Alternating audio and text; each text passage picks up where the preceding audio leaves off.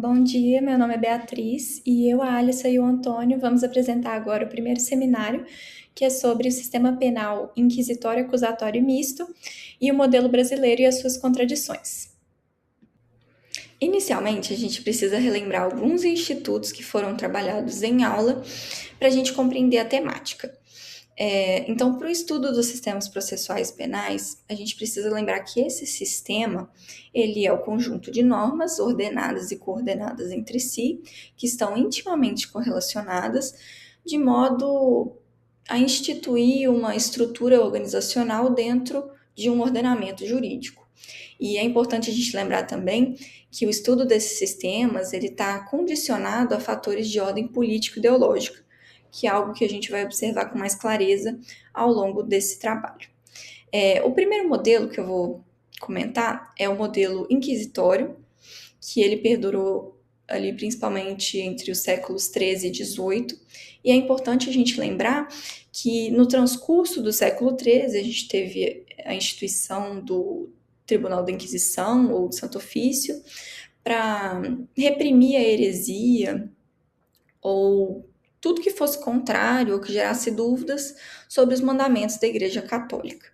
E é da essência desse sistema a aglutinação das funções na mão do juiz, de modo que ele é o soberano do processo. Então, ele mesmo vai produzir a prova e ele vai decidir a partir da prova que ele mesmo produziu.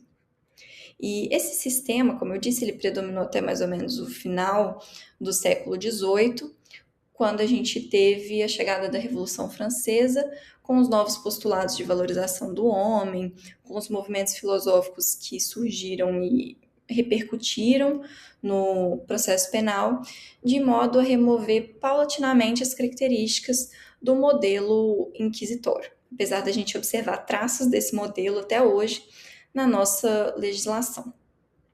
E é importante mencionar que esse sistema inquisitório ele foi desacreditado principalmente por incidir no que o Aury Lopes Júnior chama no livro dele de erro psicológico, que seria crer que uma mesma pessoa poderia exercer funções tão antagônicas como investigar, acusar, defender e julgar. Então, além disso, a gente precisa lembrar outras características básicas desse sistema, que seria a parcialidade do juiz, a inexistência de um contraditório pleno e principalmente a desigualdade de armas e oportunidades. Diferentemente do modelo acusatório, que a gente tem características como a clara distinção entre as atividades de acusar, defender e julgar. A gente tem a iniciativa probatória nas mãos das partes e não do juiz, então ele funciona mais como um terceiro imparcial. A gente tem o tratamento igualitário das partes, o procedimento, ele, em regra, ele é oral, né, ou pelo menos predominantemente oral, a gente tem a publicidade de todo o procedimento e a gente tem a garantia do contraditório e a possibilidade de resistência, né, de defesa. E quando o sistema aplicado ele mantém o juiz afastado da iniciativa probatória e separa adequadamente as funções, isso fortalece a estrutura dialética e assegura uma maior garantia de imparcialidade do juiz. E o processo penal acusatório, ele se caracteriza, portanto, pela clara separação entre o juiz e as partes e as suas respectivas funções, que assim deve se manter ao longo de todo o processo, evitando prejuízo decorrentes de pré-juízos. E, por último, a gente tem o modelo misto, né? Ele nasce com o Código Napoleônico de 1808, e a divisão do processo ela se dá em duas fases, a fase processual e a fase pré-processual, sendo que a fase pré-processual ela teria o caráter inquisitório e a fase processual teria o caráter acusatório. Então, é importante a gente lembrar que na doutrina processual penal é comum a classificação desse sistema misto com a afirmação de que os sistemas puros eles seriam modelos históricos sem correspondência com os atuais. E eu achei interessante que eu li no livro do Auri sobre o autor Jacinto Coutinho, né? Porque ele explica que esses sistemas, assim como os paradigmas e os tipos ideais, eles não podem ser mistos, né? Eles são informados por um princípio unificador. E esse princípio unificador, ele vai tender para o lado inquisitório ou acusatório, né? Então ele fala que, na essência, o sistema, ele é sempre puro, sendo que o fato dele ser misto significa ser, na essência, inquisitório ou acusatório, de modo que ele recebe a adjetivação por conta dos elementos secundários que de um sistema são emprestados ao outro. Então, uma crítica que o próprio Auri faz é quanto ao reducionismo, na ideia de pensar que basta ter uma acusação, né, a separação inicial das funções, para constituir um processo acusatório. Né? Ele fala que é necessário que se mantenha a separação para que a estrutura não se rompa e, portanto, isso é decorrência lógica e inafastável que a iniciativa probatória esteja sempre nas mãos das partes e que somente isso permitiria a imparcialidade do juiz. Bom, eu trouxe essa imagem para ilustrar um pouco melhor do que foi falado anteriormente. Então, na primeira imagem, a gente tem o sistema acusatório, que demonstra justamente essa divisão clara das funções, né? Então, a gente tem a acusação, a gente tem a defesa e a gente tem o julgador, né? E demonstra ali as partes produzindo argumentos e provas, enquanto o juiz ele está separado, ouvindo e decidindo. Né? Então, mostra ali as duas partes em confronto, a acusação e a defesa. Enquanto na segunda imagem, que é o sistema inquisitório, a gente percebe que o juiz ele está no centro da imagem e acima do acusado. Né? Então, essa imagem demonstra justamente a ideia de superioridade da figura do juiz e demonstra também uma ideia de que o acusado ele estaria subordinado, isolado, né? E que ele estaria ali mais como um objeto do processo e não como um sujeito de direitos ali que teria condições de defesa, né? Porque é o juiz que está dominando a cena. É ele que é o responsável por investigar, por acusar e por julgar. E no sistema misto, né? Essa ideia de sistema misto, a gente tem, teoricamente, as duas partes dialogando enquanto o juiz está presente, mas ele também não está totalmente distante, demonstrando que tem a participação das partes, né, que é uma característica acusatória, mas o juiz ele ainda tem uma presença ativa ali no procedimento, né? Então, seria a ideia de uma fase investigativa mais inquisitorial e uma fase processual que tem o contraditório, né? Então, misturando as características ali dos dois sistemas anteriores. No que se refere ao cenário atual, eu acho que o nosso ponto de partida é entender que a gente tem um Código de Processo Penal de 1941, então ele advém de um período ditatorial do Estado Novo, né, de Vargas, e a gente tem uma Constituição de 88 que estabeleceu ali o Estado Democrático de Direito. Então, a gente tem o CPP antigo, que tem muitos traços inquisitoriais, e uma Constituição que trouxe garantias acusatórias. Então, esses dois, eles acabam colidindo, né? Acabam trazendo desafios para a gente, que vão ser mais trabalhados ao longo do nosso trabalho e exemplificados também. Mas um outro ponto que eu trouxe é o pacote anticrime, que ele é a Lei 13.964, de 2019, e eu trouxe justamente esse artigo primeiro, porque ele demonstra o objetivo desse pacote anticrime, né, que era aperfeiçoar a legislação penal e processual penal que nós temos, porque ele foi muito importante para preencher as lacunas que a gente tinha, apesar da gente ainda ter outras lacunas que devem ser preenchidas, mas ele facilitou a devida persecução penal, ele garantiu direitos inerentes ao acusado, por meio da elucidação, da inclusão de dispositivos importantes. E esse pacote anticrime, ele foi sancionado pelo ex-presidente Jair Bolsonaro e ele entrou em vigor a partir de 2020. E ele trouxe uma figura importante, que é a figura do juiz de garantias, né? Então, assim, apesar desse instituto não ter sido mencionado no texto original do pacote anticrime, ele foi acrescentado posteriormente, né? E isso foi a partir do projeto de lei número 4.981 de 2019. E o objetivo era justamente instituir no processo penal brasileiro uma figura que seria responsável pelo controle da legalidade da investigação criminal e também por salvaguardar as inviolabilidades pessoais que tenham sido reservadas à autorização prévia do judiciário, né? E essa figura seria o juiz de garantias. Então, buscava justamente preservar o distanciamento e a imparcialidade do juiz no processo. Então, na fase de investigação e recebimento da acusação, quem vai atuar é essa figura do juiz das garantias, enquanto na fase de julgamento, o juiz do julgamento, ele não vai receber, né, ele não vai se contaminar pelo que foi produzido na fase anterior, porque somente as provas irrepetíveis, as medidas de obtenção e antecipação de provas vão ser encaminhadas.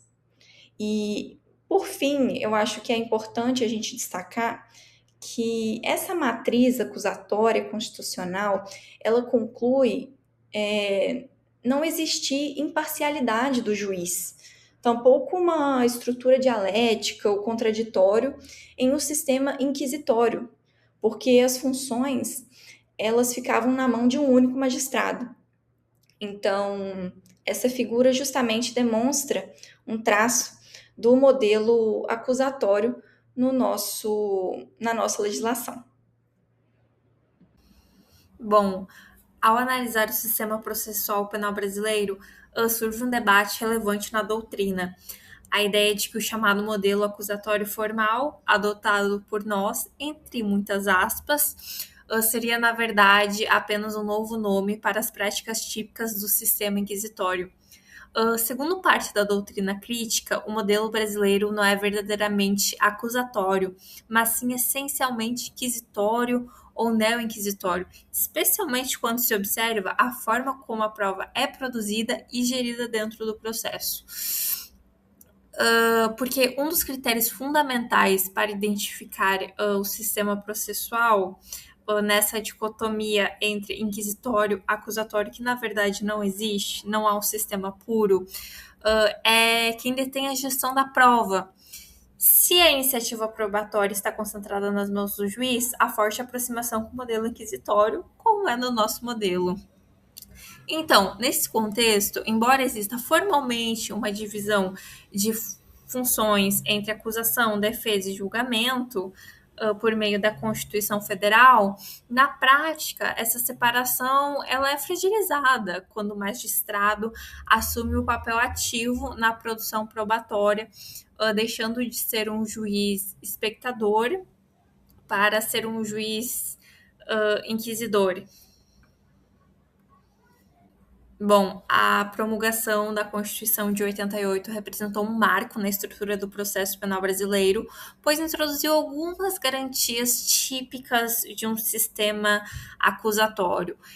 E vale ressaltar que a transição de um sistema inquisitório para um acusatório nada mais é do que a transição de um regime autoritário para um regime democrático.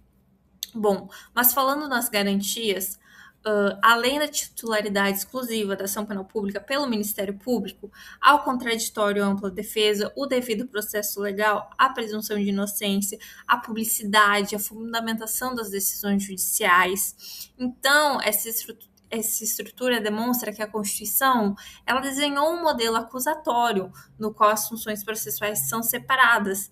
Todavia, a contradição entre essa lei maior e o Código de Processo Penal. Então, apesar do desenho constitucional, o processo penal brasileiro ele convive com uma forte tensão normativa. Por quê? Porque o Código de Processo Penal é de 1941, foi elaborado em um contexto histórico autoritário, governo de Vargas, Estado Novo, e ele foi instaurado por meio de um decreto-lei, quando o Congresso Nacional estava fechado. Então, um exemplo emblemático dessa contradição aparece na relação entre os artigos 3A e 156 do mesmo Código.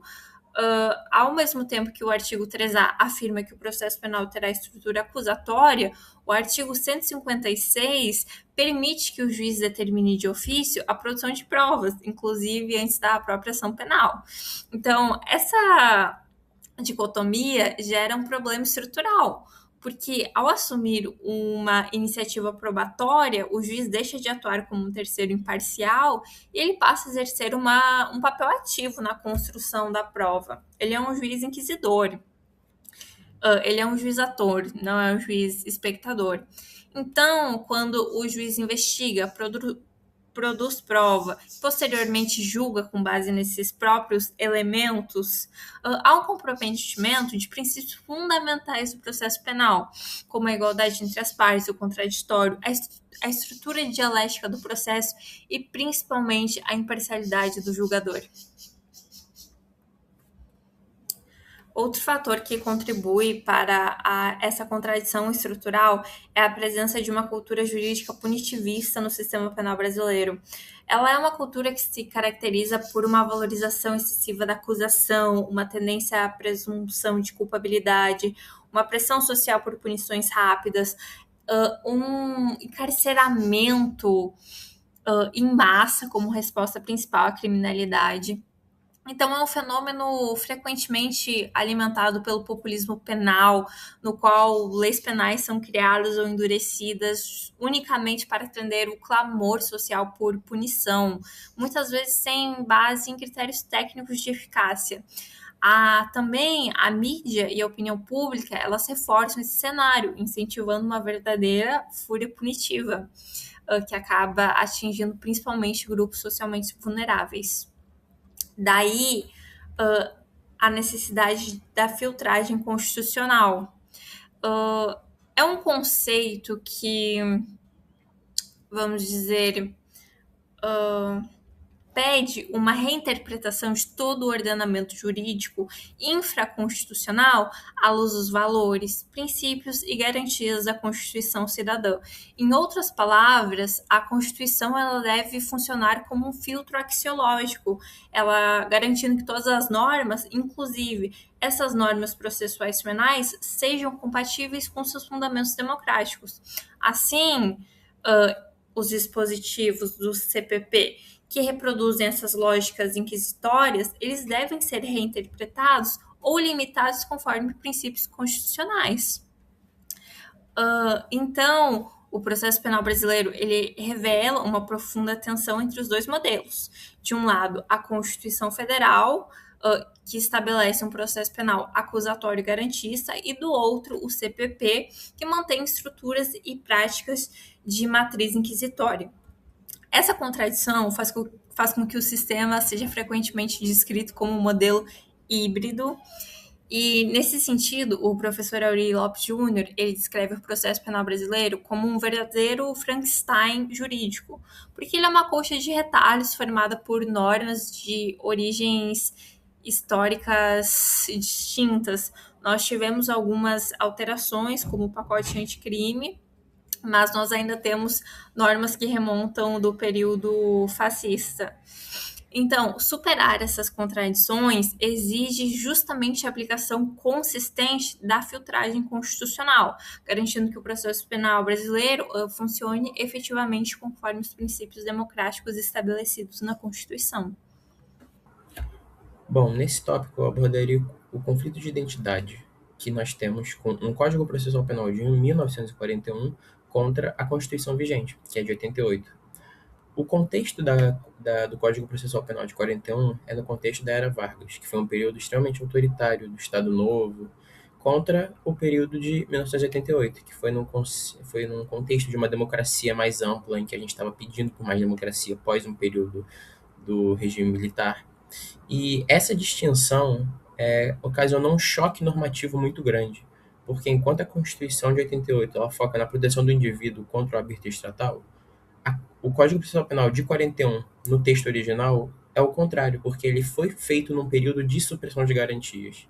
Então, qual efeito isso tem hoje? É uma recepção muito dúbia, muito mista.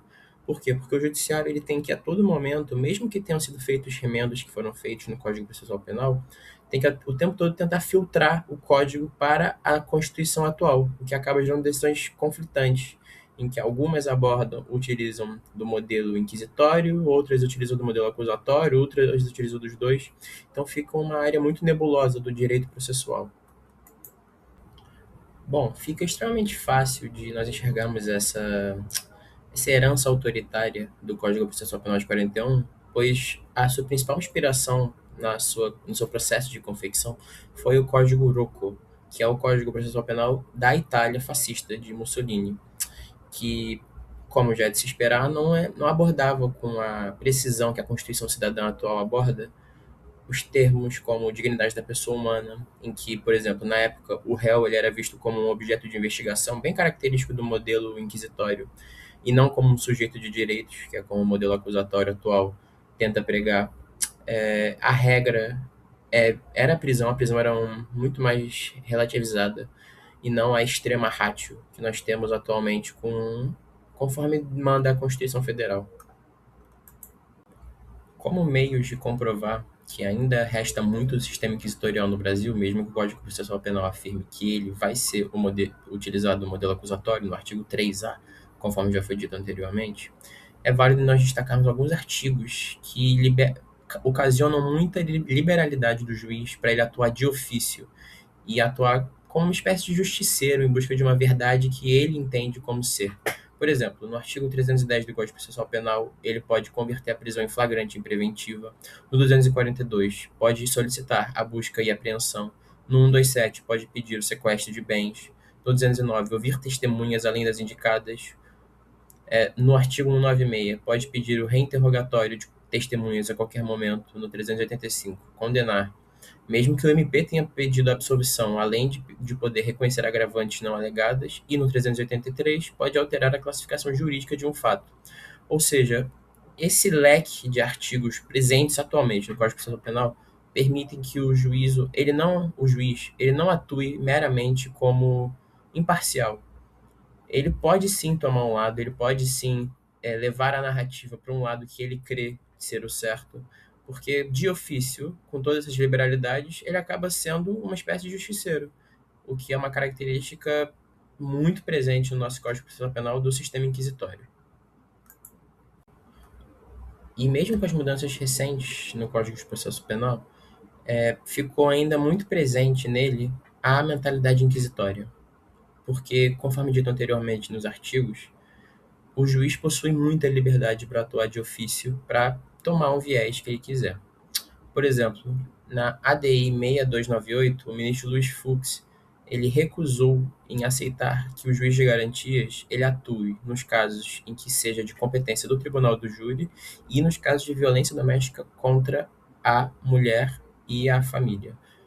Por que isso? No caso do tribunal do júri é porque ele falou que seria um procedimento muito complexo que tem que ser decidido pelo tribunal próprio e não por um tribunal como o juiz de garantias, por exemplo. E nos casos de violência doméstica seria para garantir a celeridade processual. Tais fatos causam com que o réu, que nada impede de ter sofrido uma falsa denúncia, ele vai ter seus direitos muitas vezes suprimidos por esse fato de não haver um juiz de garantias nesses casos processuais. E outro caso que comprova essa mentalidade inquisitória é o uso de princípios como instrumentalidade das formas para validar as provas inadmissíveis. O que isso quer dizer? Em prol do bem maior, você valida fatos que são notoriamente contra a Constituição ou o Código de Processo Penal. Por exemplo, no caso da Vaza Jato, em que hackers entraram no celular do então juiz Sérgio Moro e divulgaram suas conversas com a promotoria, o STF reconheceu que era uma prova ilícita, mas como ela seria pró-réu, ela era válida. De maneira excepcional, mas ela era válida, o que contraria a Constituição Federal e o Código de Processo Penal, que afirmam categoricamente que provas inadmissíveis não podem ser levadas em conta para um processo. Ou seja, mais uma vez, permite com que o juiz tome um partido para decidir o que deve ser ou não usado. Bom, finalizando o trabalho, a gente percebe que a definição do sistema processual penal brasileiro, ele não depende de uma limitação teórica entre os modelos acusatório, inquisitório, misto. Trata-se, na verdade, de um processo histórico institucional que está em constante transformação, onde o desafio central consiste em alinhar a prática processual e a legislação infraconstitucional aos valores democráticos consagrados pela Constituição de 88. Conforme pontuado lá atrás por mim, a necessidade da filtragem constitucional. Então, a partir dessa análise, tem-se que a consolidação de um modelo verdadeiramente acusatório depende não apenas de reformas legislativas, mas também desse processo contínuo de interpretação constitucional e de transformação dos próprios institutos. Então, o debate acerca das características do processo penal brasileiro permanece, sim, atual e necessário, válido, pois evidencia que a efetivação das garantias processuais previstas na Constituição exige essa constante revisão das práticas jurídicas e das estruturas normativas que ainda refletem influências históricas arcaicas de modelos processuais anteriores. Obrigada pela atenção.